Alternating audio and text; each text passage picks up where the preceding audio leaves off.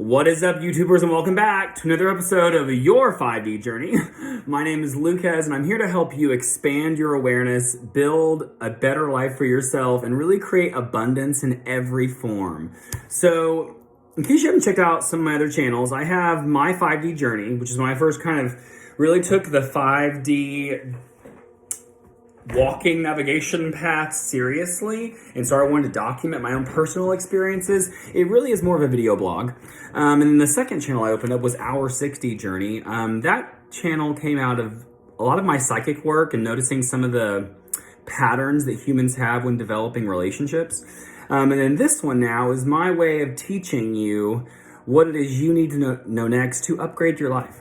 So I've been really meditating on manifestation, why I get stuck, why other people get stuck, and deciphering through the two sides of manifestation. I think that's one thing that's kind of missing from general, we'll call it pop metaphysical culture, is manifestation is always about law of attraction. And I think, and I believe, and I do, and these things will now come, these things will now show up for me. And there's so much energy and dedication given to the doing part of it. And I think there needs to be more focus on the receiving end of it. Do you know what a yin and yang sign is? It looks like this. A little half eight in the middle. One side's white, one side's black. The white side has a little black hole, and the white side has a little black side has a little white hole. That was confusing. There's two sides. Two sides. And I made some notes here for yin. You can feel free to pause and take these as your own notes. And for yang, so you have yin being feminine and yang being masculine. And I'm going to go over the masculine side first. So yang energy, masculine, positive. It's all about activity. It's about doing things to create things in your life. I know that if I go to work and work from 8 to 5, I'll be paid money per hour from 8 to 5. And at the end of the week, that money is conglomerated, that's not even a word, into my paycheck. Government takes out taxes and I receive money. Everyone knows that, right? It's also our heaven energy. It's what connects us to the Most High. It's what I call divine source light energy. I believe that our angelic team comes from divine masculine energy. Divine masculine energy is also very warm because in a physical way, if you think about athletes that are really active, they create movement through their body, not just in the blood, but the energy in the muscular system stays warmer because they're active. They're very strong, planned. Yang energy is also represented by the daytime, aka the sun. And it's very logical. I tend to mix these up, but I'm pretty sure the left side of the brain is your logical mind. I mix them up, which is kind of a good sign, is the logical mind is very structural. Everything is laid out, A, B, C, D, E, F, G, 1, 2, 3, 4, 5, 6, 7, 8, 9, 10. It's all structural, okay? This energy is the energy we use to create our manifestation. We are actively creating the manifestation by doing things. It can be thoughts, it can be energy bubbles and intention, it can be actions. We are doing things to create the manifestation. Now, as I flip the card, what most people forget is that the divine feminine energy I don't want to say it's more important because that would be a lie, but it's more important right now for most people because they've been so focused in masculine energy. And even in the age of Pisces we were in, that was a masculine dominated energy. If you think about all the things that happened in the last 2,000 years, it was war, conquering, famine, disease, all caused by men that want to control and take dominance and bring in. I'm going to take, and it led the way for a very long time. We switched over to the age of Aquarius, I don't know, sometime in the last X amount of decades. I should know these things, but that's not what I specialize in.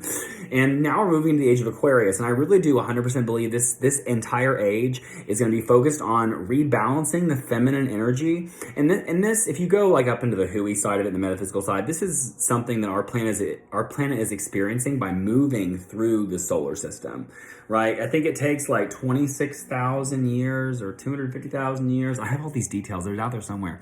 For our planet to go completely through the Milky Way, and it's 2,000 year cycles. Yeah, so 26,000 years. Anyway, here we are. Now, divine feminine energy. This is all about the ability to receive, to sit in darkness. The first thing I think about with divine feminine energy, with darkness and reception, is allowing your emotions to come to you. I think that men are told to be strong. Take your emotions, put them somewhere. They don't belong here. You need to do this and this and this because boys do this. Feminine energy allows all emotions to come place. That's one reason why I think, in general, this is kind of a sexist comment, people usually have a more emotional relationship with their mothers than their fathers. And I think it's because women, in general, embody more yin energy. They're more receptive and loving and compassionate towards all the options because they're the ones producing children. All those children came out. The men tend to be a little like, I put the seed in there, but are you sure that's mine? Because my son would never do that. Yes, he does. Oh, excuse me. Nice burp. Our yin energy also connects to the earth. It's very cold. If you think about opposites, if male energy is hot, then feminine energy would be cold. Also, feminine energy is very flexible and open. It moves freely. There's no expectations. It's the energy of the nighttime, the energy of the moon, the energy of reflection. It's like I'm seeing a vision now, like, you're sending out energy bubbles of divine intention manifestation for your life. And unless you mirror and allow the energy to come back in, you'll never actually receive the echo. I like that statement, receive the echo. Feminine energy is very intuitive and creative. It's on the right side of the brain, assuming the first half of the left side is right. But the right side of the brain controls the left side of the body, so that would make sense. At least they say that. Is it true? It's also very passive. And there's this energy in the most low, okay, divine masculine, most high, divine feminine, most low. There is an energy in the most low that is about really trust, because I think the reason why most people have a hard time embodying feminine energy is because if you become feminine energy and you're allowing anything and everything and nothing, anything, everything, and nothing to come into you, you're allowing anything to happen to you. And if you are lacking trust, if you're lacking trust that your life, your body, your vessel is divinely supported for, I'm hearing initiation into a divine path of enlightenment and really upgrading your life constantly. If you're trusting that, then it's going to flow into you. But if you have any trust, 1% trust, 1% distrust, excuse me, you're not going to receive. You can't receive because you're not a divine clear channel. And that was something I talked about in 2 videos ago about allow emotions in and express them, allow them in. Like being a clear divine channel is what reception for energy is all about. And people spend so much time masculine. Do.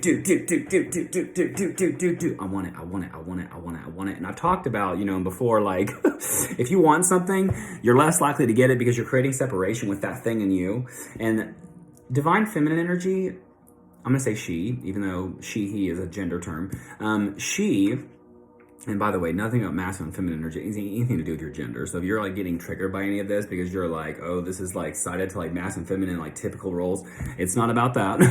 It's really about two bipolar sides of you, and we have to label them with something. Like they need a label for the human brain to really conceptualize. Although, as a side note, if you're thinking in bipolarity, you're actually not at your highest path because bipolarity is still in the second dimension. So the fifth dimension has no bipolarity. But for the sake of your human consciousness and not giving you cognitive dissonance, we're going to use masculine and feminine. Feminine energy, I totally lost my place. Oh, God.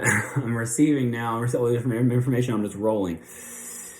We have to embody both. We have to embody both completely. And really, the best way to do that is that from the moment you wake up in the morning, acknowledge your divine feminine.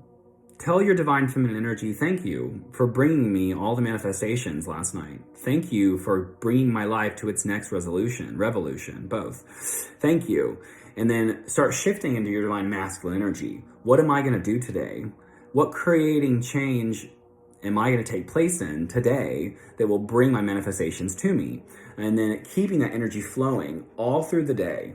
Moving, create. And as soon as that sun starts setting, thank you, divine masculine, for having the energy today to work for me. Thank you for giving me the guidance to make sure that I'm doing what I need to while creating the life that I want, the life that I deserve. It's hard not to use the word want, isn't it?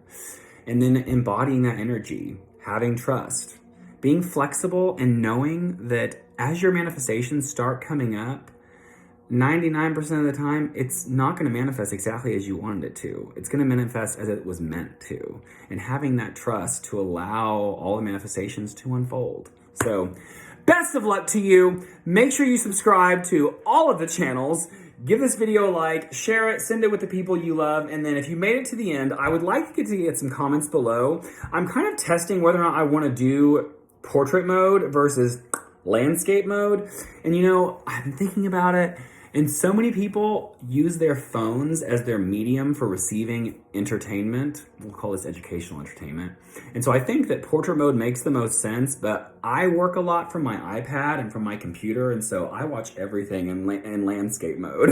And so, but this is not about me. This is about you. What would you prefer? Let me know in the comment section below. And you guys have such a great day. Be blessed. In love and light. Master Luke checking out.